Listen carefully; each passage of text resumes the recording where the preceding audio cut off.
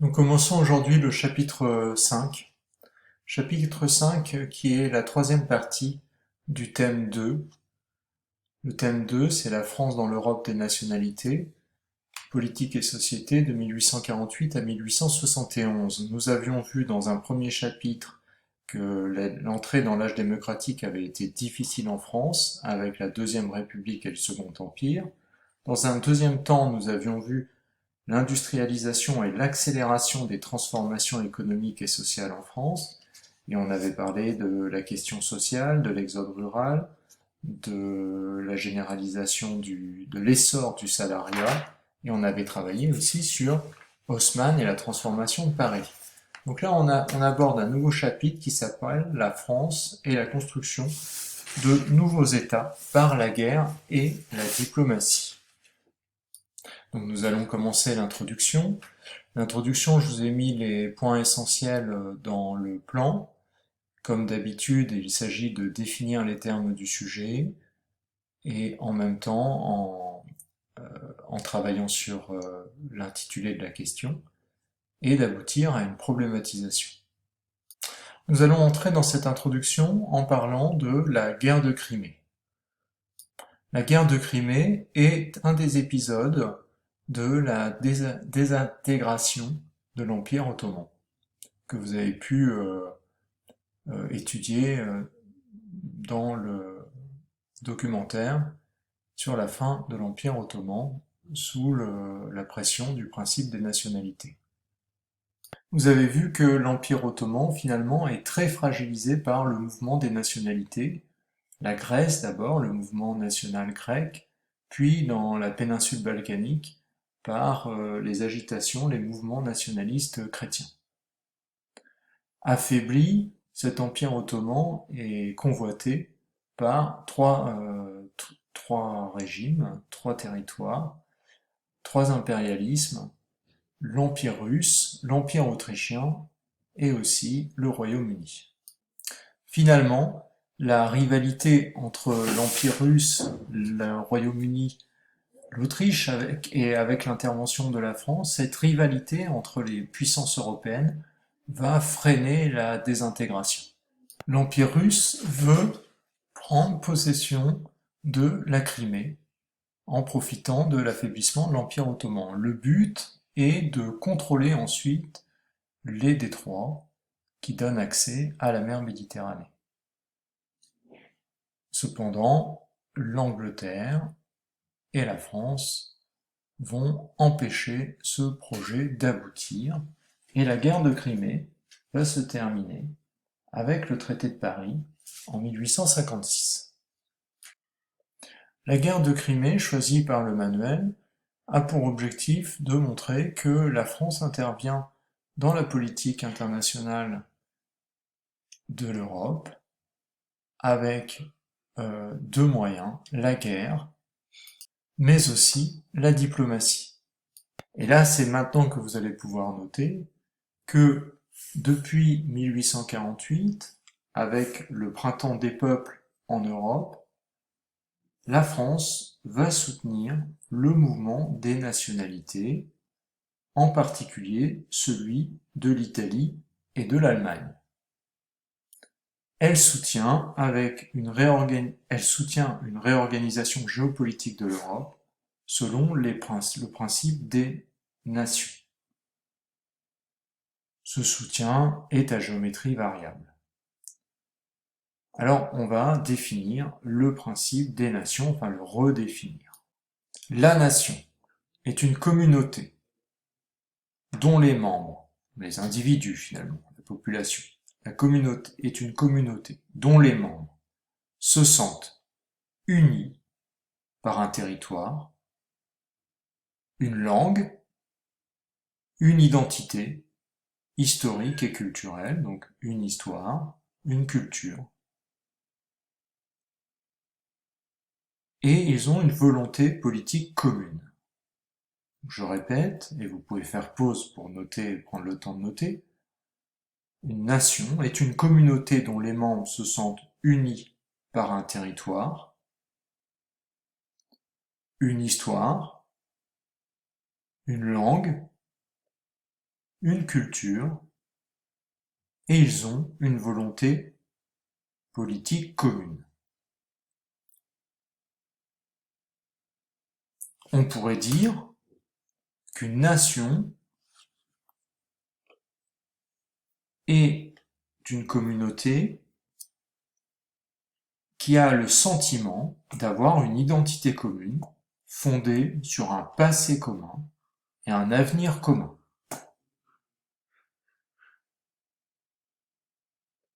Alors, au cours du XIXe siècle, de nombreux peuples définissent les caractéristiques de leur identité nationale et revendiquent le droit de constituer un État souverain selon le principe de souveraineté nationale. C'est de la nation que doit venir le pouvoir. Ça va être notamment le cas en Italie et en Allemagne entre 1848 et 1871, et c'est là-dessus que va se porter notre étude de la France et la construction de nouveaux États par la guerre et la diplomatie. Il s'agit maintenant de définir les moyens utilisés par la France, à savoir de définir ce qu'est la diplomatie et la guerre. La diplomatie, donc je vous rappelle que vous pouvez faire pause pour avoir le temps de noter la définition. La diplomatie est la mise en œuvre de la politique étrangère d'un État par l'intermédiaire d'alliances et de traités qui relèvent de la négociation internationale.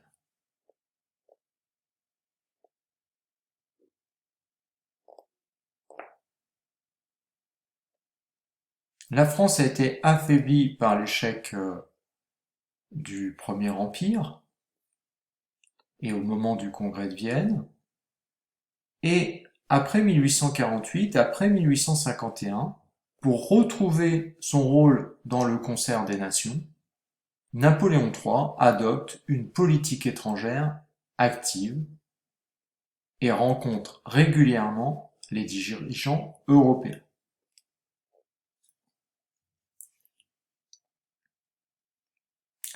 Ce qui ne va pas l'empêcher d'utiliser aussi le moyen de la guerre, même s'il affirme que pour lui, l'Empire, le Second Empire, ce n'est pas la guerre. Pour lui, il affirme l'Empire, c'est la paix. Mais il va utiliser la guerre qu'on pourrait définir ainsi.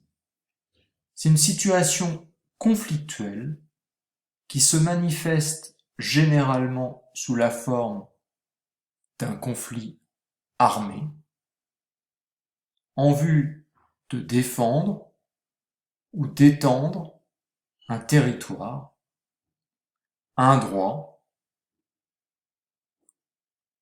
ou une idée.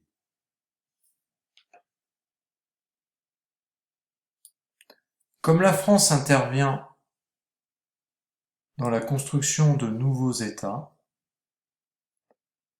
nous nous demanderons selon quelle logique et pour quels effets la France du Second Empire intervient-elle dans la construction de nouveaux États-nations, en particulier en Italie et en Allemagne.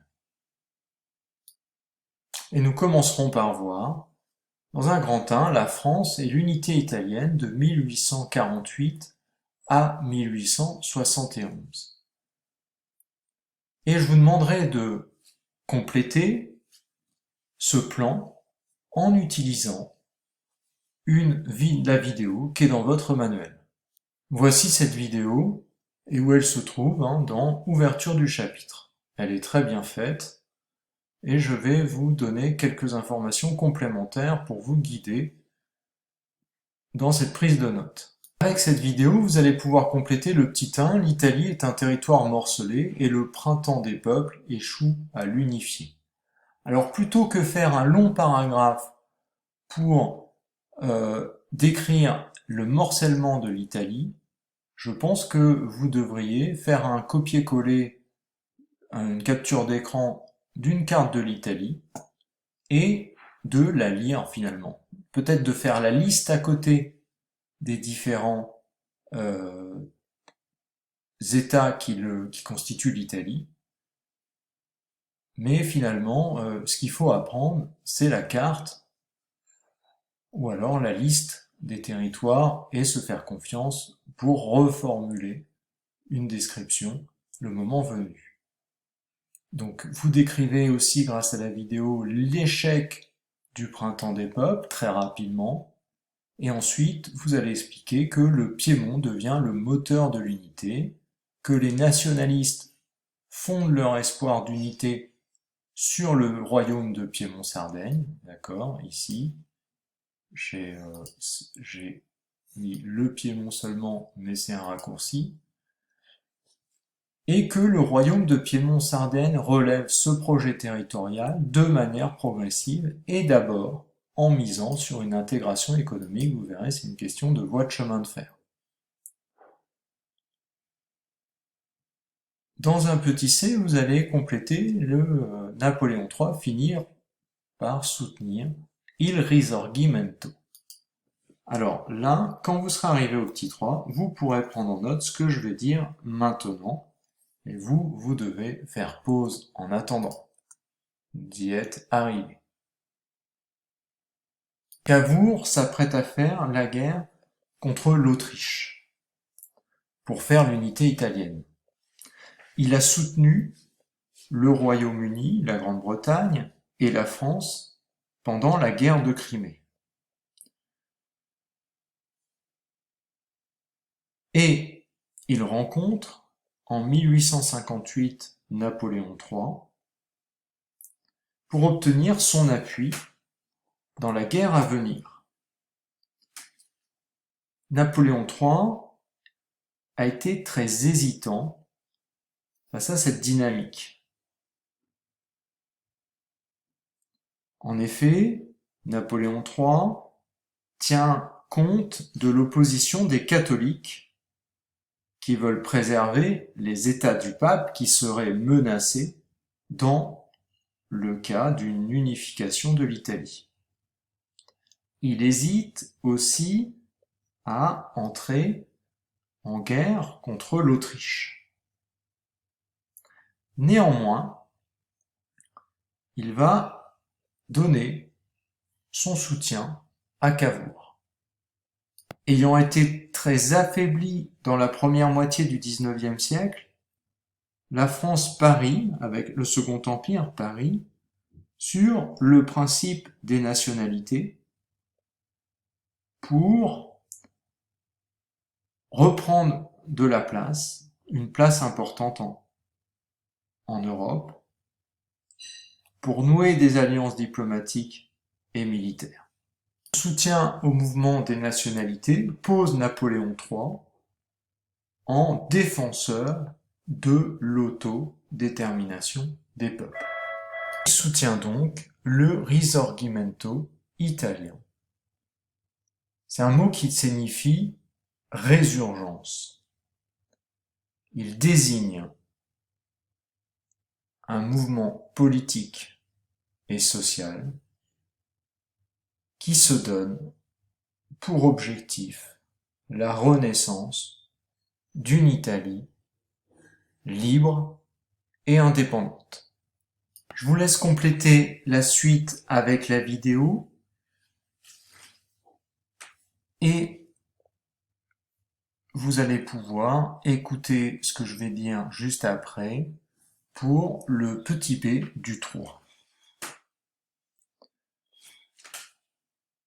Napoléon III veut freiner l'unité italienne pour préserver les intérêts du pape.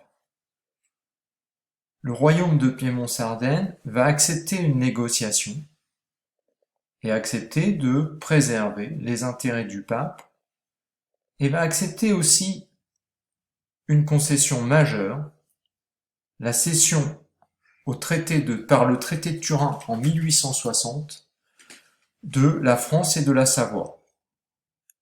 En échange, Napoléon III accepte que le premier parlement italien siège à Turin, se forme et siège